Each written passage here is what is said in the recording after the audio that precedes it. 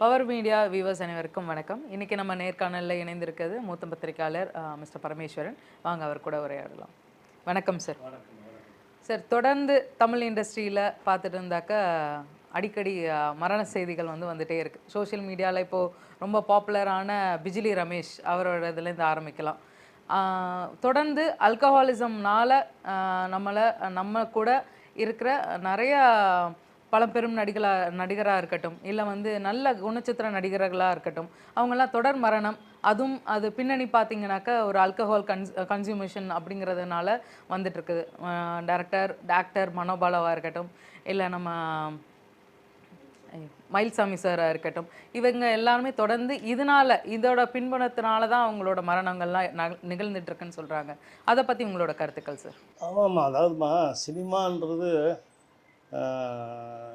Cinema புகழ், cinema வெளிச்சம், சினிமாவினுடைய வருமானம் அப்படின்றது எல்லாருக்கும் எல்லா நேரத்துலையும் அமைஞ்சிடாது. அது எல்லா நேரமும் அந்த வருமானம் கொட்டிக்கிட்டே இருக்காது. ஒருக்க வந்துருச்சுன்னா அதை பயன்படுத்தி அதன் பிறகு அதை அந்த அந்த ஏணியை கெட்டியாக பிடிச்சி படிப்படியாக ஏறி அதன் பிறகு அவங்களுடைய புத்திசாலித்தனம், தன்னம்பிக்கை, உழைப்பு, இதையெல்லாம் வச்சு தான் எல்லாருமே மேலே வர்றாங்க.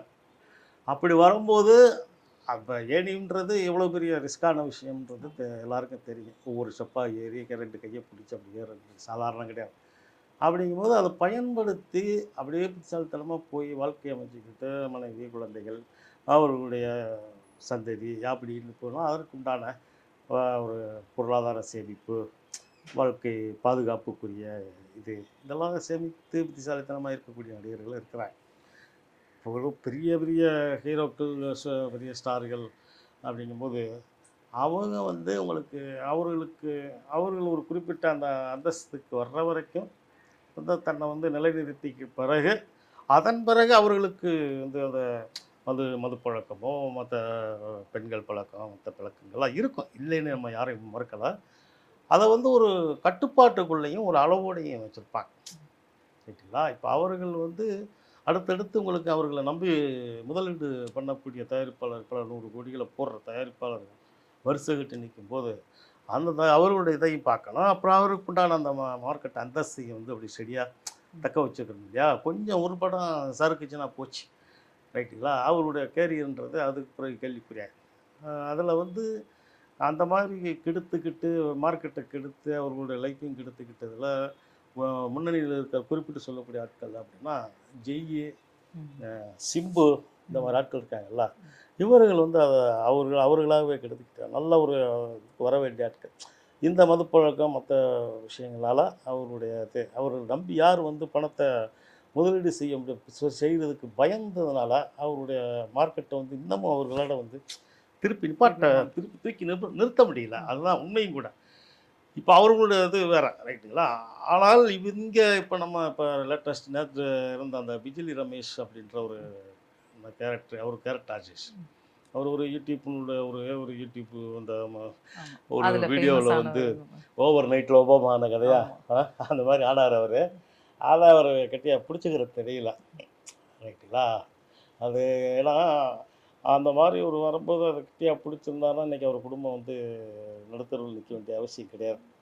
அவருக்கு அது தெரியல. ஆனால் புத்தி வேலை செய்ய விடாத அளவுக்கு அவருடைய புத்திக்குள்ளே போய் இந்த ஆல்கஹால் பண்ண வேலை அது கடுமையாக பாதிச்சு இன்றைக்கி பிஜிலி ரமேஷ் அப்படின்றவர் தப்பான முன்னுதாரணமாக காட்டுற அளவுக்கு ஆகிப்பட்டார்.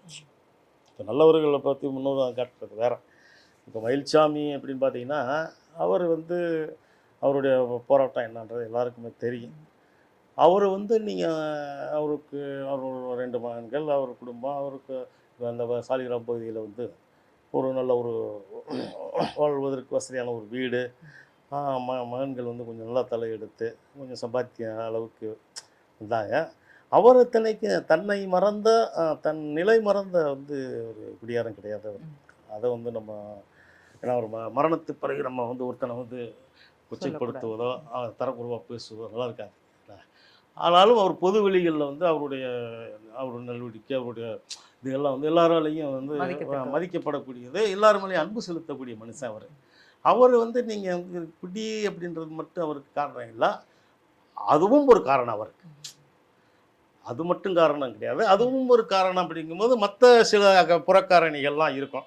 அதனால் அவருக்கு திடீர்னு ஏற்பட்ட அந்த மாரடைப்பு மாதிரி விஷயங்கள், அதற்கு வந்து குடி வந்து ஒரு காரணம். அதுவே முதற் காரணம் இல்லை. ஆனால் மனோபாலா வந்து அவர் இறப்பதற்கு ஒரு 6-7 மாதங்களுக்கு முன்னால் வந்து மிக கடுமையான ஒரு குடிப்பழக்கத்துக்கு ரொம்ப வந்து அடிக்ட் ஆகிட்டாரு அப்படின்ற மாதிரி தான் சொன்னேன். ஏன்னா அவரே ஆள் வந்து சித்து ஆள், வடவடன்னு தான் இருப்பார்.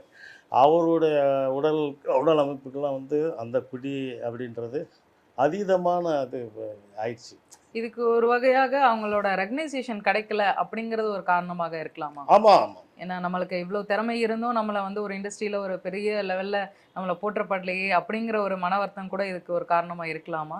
அவன் அதாவதுமா அதுக்காக வந்து எல்லா எல்லா நடன்களையும் எல்லாருக்கும் வந்து வந்து வாச்சிடாது, ரைட்டுங்களா? அப்போ நீங்கள் இருக்கிற வரைக்கும் நல்லா ஒரு செல்வாக்கோட ஒரு நாடு இருந்த ஒரு இயக்குனராக, நாடு இருந்த ஒரு நடிகராக இருக்கும்போது அதோடைய கௌரவம் அதோடைய இதெல்லாம் இருக்கும் இல்லையா? அது எல்லா நேரங்கள்லையும் வந்து எல்லாருக்கும் நீடித்து நிலைக்காது இல்லையா?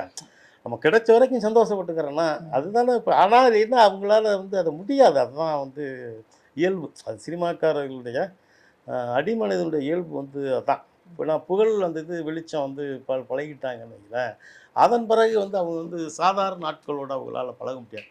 இப்போ அவங்க அந்த ஃபஸ்ட்டு சும்மா ஒரு சாதா ஹோட்டல் போவாங்க, அப்புறம் ஒரு 3 ஸ்டாரும்பா, அப்புறம் வந்து 5 ஸ்டாரும்பாங்க, ரைட்டுங்களா? அப்போ அவங்க லெவல் கூட கூட போகும். அங்கேருந்து நீங்கள் சடக்குன்னு இறங்க முடியாது. அந்த இறங்குற கண்டிஷன் வரும்போது தான் பலவித மன இது நெருக்கடிகள் வந்து, மன அழுத்தங்கள் வரும், பழந்துக்கு வரும். கௌரவ பிரச்சனை வந்து கண்ணுக்கு முன்னால் வந்து போகும். அந்த கௌரவ பிரச்சனை கண்ணுக்கு முன்னால் வந்து போகணும்னா அதை வந்து மறக்கிறதுக்கும் வந்து அதை ஒரு குடியை வந்து ஒரு காரணமாக வச்சுருக்கிறாங்க. எல்லாரும் வந்து இப்போ கவலையை மறக்கிறதுக்கு குடி அப்படிங்கிறான், சந்தோஷமாக இருக்கிறதுக்கு குடிங்கிறான், சும்மா சாதாரணமாக இருக்கா அதுக்கும் குடிங்கிறான். இப்போ 3 விதத்துக்கும் குடியை வந்து ஒரு காரணமாக வச்சுருக்காங்க இல்லையா? அதனால குடி வந்து நீங்கள் கவலைக்குத்தான் குடி, சந்தோஷத்துக்கு குடி, சாதாரணமாக இருக்கிற குடின்றதான் கிடையாது. அவன் வந்து முடிவு பண்ணி குடிக்கிறது தான் நம்ம உங்களுக்கு. அதனால் குடியை வந்து குடியை வந்து நம்ம கட்டுப்பாட்டில் வச்சிருக்கிற வரைக்கும் யார் குடியும் கிடையாது, அவர்களுடைய குடியும் கிடையாது, அவர்களால் மற்ற குடியும் கிடையாது. குடியினுடைய கட்டுப்பாட்டுக்குள்ளே எல்லாரும் போகும்போது தான் வந்து எல்லாருடைய குடியும் வந்து அவர் உயிரும் போய் அவங்க குடும்பமும் வந்து இப்போ மயில்சாமி மாதிரி, மனோபாலா மாதிரி ஒரு பொருளாதாரத்தை நடுத்தரத்துக்கு மேலே ரொம்ப உயர்தரமாக இல்லாட்டா கூட ஓரளவு கொஞ்சம் தாக்கு பிடிக்கிற அளவுக்கு அவருடைய குடும்பத்திற்கு பொருளாதாரத்தை கொஞ்சம் கட்டமைச்சு கொஞ்சம் சேமித்து வச்சுருப்பாங்க. ஆனால் இந்த பிஜிலி ரமேஷ் மாதிரி ஆட்கள்லாம் வந்து ஒரு அன்னாடங்காட்சி அன்னக்காவடின்ற மாதிரி உள்ள பொழப்பு தானே. அவங்களுக்கு தான் வந்து இது தேவையாது.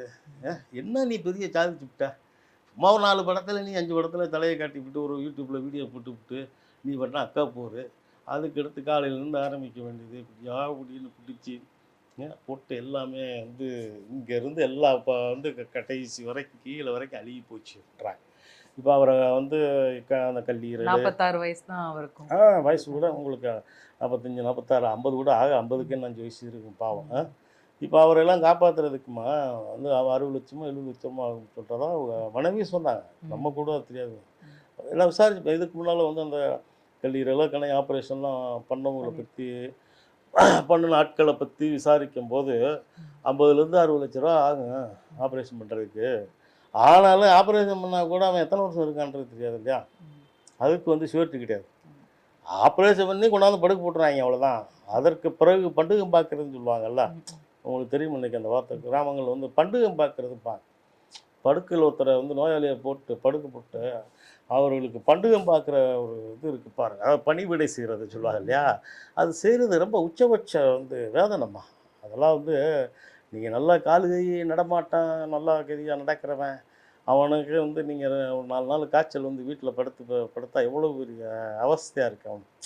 அவனால் சுயமாக எந்திரிக்கணும், சுயமாக அவனுடைய வேலைகளை செய்கிறதுக்கு எவ்வளோ தடுமாறுறான். ஒரு சாதாரண காய்ச்சல் இந்த மாதிரி டைபாய்டு காய்ச்சல் இருந்துச்சுன்னா ஒரு 15லேருந்து 20 நாள் ஒரு மனிதன் வந்து படுற சித்திரவதை இருக்குல்ல, அது மகா சித்திரவதை. அவனால் வந்து சுயமாக எந்த வேலையும் செய்ய முடியாது. ஆனால் நீங்கள் இந்த மாதிரி குடிக்கு அடிமையான கொடூரங்கள்லாம் வந்து எல்லா வகையான உறுப்புகளும் செயலிழந்து அழுகி போய் அவனை கொண்டாந்து பெட்டில் படுக்க போட்டு அவனுக்கு பண்டுகம் பார்க்குற மாதிரி நரக வேதனை வந்து மனைவிக்கோ தாய்க்கோ யாருக்குமே அந்த மாதிரி நரக வேதனை வரக்கூடாது.